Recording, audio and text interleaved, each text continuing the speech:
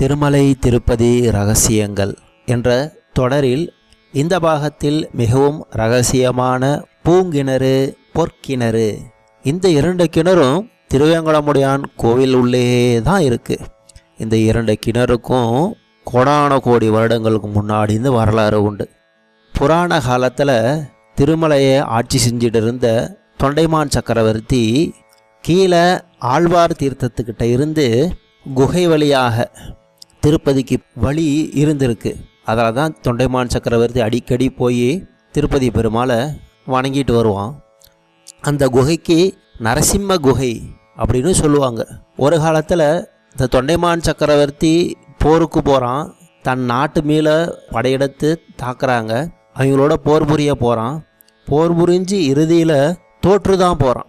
இந்த தோற்று போன உடனே ரொம்ப பயத்தில் உடனே நாட்டுக்கு திரும்பி எங்கே வரான், நரசிம்மர் குகை வழியாக போய் சீனிவாச பெருமாளை பார்த்து கும்பிட்டு, எனக்கு இவ்வளோ கஷ்டமாக இருக்குது, நாட்டு மக்களுக்கு கஷ்டத்தை வரப்போகுது, என்னை இந்த கஷ்டத்துலேருந்து காப்பாற்று, இந்த போரிலிருந்து என்னை ஜெயிக்க வை அப்படின்னு கேட்குறதுக்காக இந்த குகை வழியாக ஆழ்வார் தீர்த்தத்திலேருந்து குகை வழியாக சீனிவாச பெருமாளை சேவிக்கிறதுக்கு போகிறான்.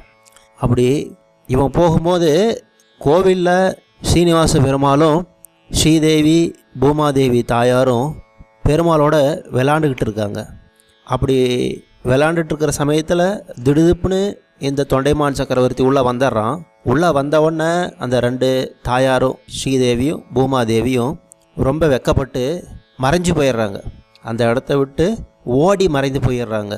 எங்கே போகிறாங்க அப்படின்னா, ஸ்ரீதேவி தாயார் சீனிவாச பெருமாளோட இதயத்தில் ஸ்ரீவத்சம் அப்படின்ற மார்பில் ஏறி உள்ளே மறைஞ்சிட்றாங்க.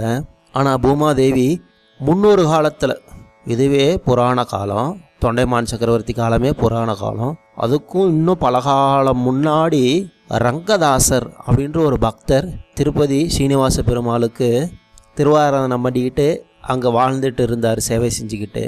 அவர் நந்தவனம் வச்சு பெருமாளுக்கு பூ சாத்தணும், மாலை சாத்தணும் அப்படிங்கிறதுக்காக நந்தவனம் வச்சு அதுக்கு தண்ணி தேவைப்படும். அந்த தண்ணி இறைப்பதற்காக நந்தவனத்துக்காக ஒரு கிணறு இருந்துச்சு. அந்த கிணறு அவர் வெட்டியிருந்தார்.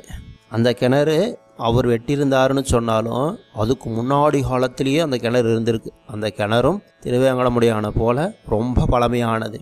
முன்னொரு காலத்தில் ரங்கதாசர் வெட்டியிருந்த அந்த கிணத்துல, அந்த கிணறு கோயில் சன்னதியிலேயே தான் இருக்குது.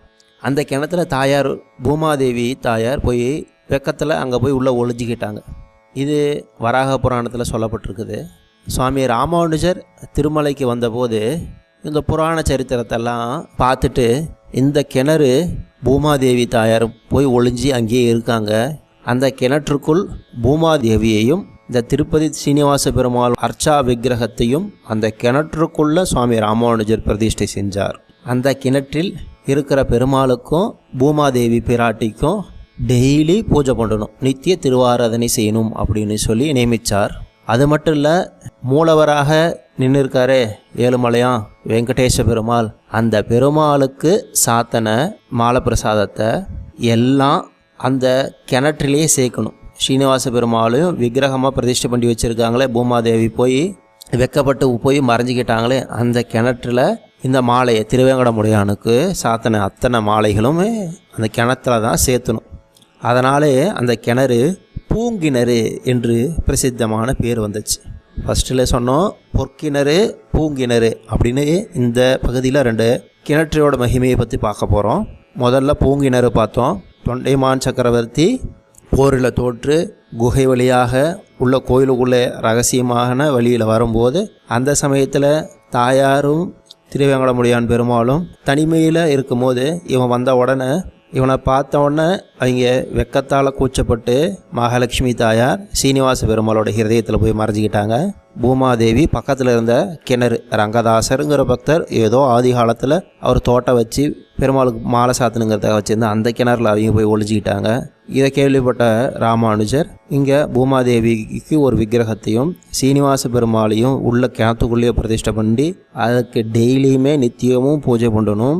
இன்னொன்று, மூலவர் அவருக்கு சாத்தின பூ, துளசி முதல் எல்லாமே அந்த கிணத்துல தான் சேர்த்தணும். ஏன்னா பூமாதேவி அங்கே தான் காத்துட்டு இருக்கிறாங்க. அதனால் அந்த கிணற்றுக்கு பூங்கிணறு என்று பெயர் பிரசித்தமாயிட்டுருது. அதை தெலுங்கில் சொல்லும் போது பூலபாவி அப்படின்னு சொல்லுவாங்க.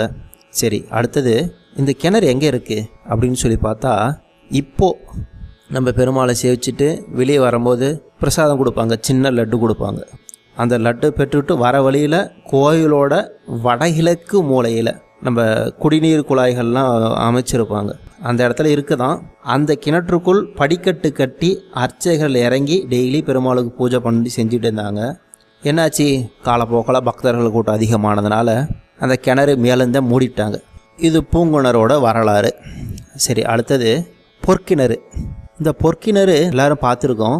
ஒரு முறை சுவாமி ஆளவந்தார், சுவாமி ராமானுஜரோட பரமாச்சாரியனாக இருக்கக்கூடிய ஆளவந்தார் திருப்பதிக்கு இருக்கும்போது அங்கே ஒரு நாள் அடைமழை பெஞ்சுது. அதனால் திருவேங்கடமுடையானுக்கு திருமஞ்சனத்துக்கு பூஜைக்கு தீர்த்தம் பாவநாசினியிலேருந்து கொண்டு வருவாங்க, அல்லது ஆகாச கங்கையிலேருந்து கொண்டு வருவாங்க. இப்போலாம் அதுக்கு நம்ம பஸ் ஏறி போகிறோம். ஆனால் அந்த காலத்தில் பெரிய பெரிய குடத்தில் தோளில் சுமந்துக்கிட்டே வந்து பக்தர்கள் வந்து அங்கே இருக்கிற கோவில் பட்டாச்சாரியர்கள்லாம் வந்து அப்படியே கைங்கறி செஞ்சுருக்கிறாங்க. அப்படி ரொம்ப மழை அடமழையாக இருக்கிறதுனால பெருமாளுக்கு தீர்த்தம் கொண்டு வரத்துக்கு முடியல. அதனால் வேறு தீர்த்தம் ஏதாவது இருக்கா அப்படின்னு சொல்லி தேடும் போது சுவாமி ஆளவந்தார் ஸ்ரீதேவியின் தீர்த்தமாக கூறப்படுகின்ற அந்த பொற்கிணறு திருவேங்கடமுடையானுக்கு அவரோட திருமேனிக்கு அந்த தீர்த்தம் உகந்தது அப்படின்னு சொல்லி அந்த தீர்த்தத்தை பயன்படுத்தலான்னு நியமித்தார். இது ஸ்ரீதேவியின் தீர்த்தமாக புராணத்தால் அறியப்பட்டது. இந்த கிணறும் ரங்கதாசரால் தோண்டப்பட்டது. திருப்பதி ஏழுமலையானை சேவிச்சுட்டு இந்தாண்ட மடப்பள்ளிக்கு வர வழியில் அந்த நடுவுலேயே இருக்கும், நடபாதையில் நடுவுலேயே இருக்கும். அந்த இதுக்கு எல்லாம் சுற்றி பாதுகாப்பு செஞ்சு வச்சுருப்பாங்க. அதுதான் பொற்கிணறு. இந்த கிணற்றிலிருந்து திருவேங்கடமுடையானுக்கு பூஜைக்காக அபிஷேகத்துக்காக தீர்த்தத்தை எடுத்துக்கொள்ளலாம் அப்படின்னு சொல்லி நியமித்தாங்க. சரி, இந்த பொற்கிணறு பெருமாளுக்கு பிரசாதம் செய்கிறதுக்காக மகாலட்சுமியாக்காக ஏற்பட்ட கிணறு அப்படின்னு சொல்கிறாங்க. பூமாதேவி போய் மறைஞ்ச இடம் பூங்கிணறுன்னு சொல்கிறது பூமாதேவி பெருமாளுக்கு பிரசாதம் செய்கிறதுக்காக ஏற்பட்ட கிணறு அப்படின்னு சொல்கிறாங்க. இது ரெண்டும் கோவிலுக்குள்ளேயே இருக்கக்கூடிய கிணறு. பொற்கிணறு, இன்னொன்று பூங்கிணறு.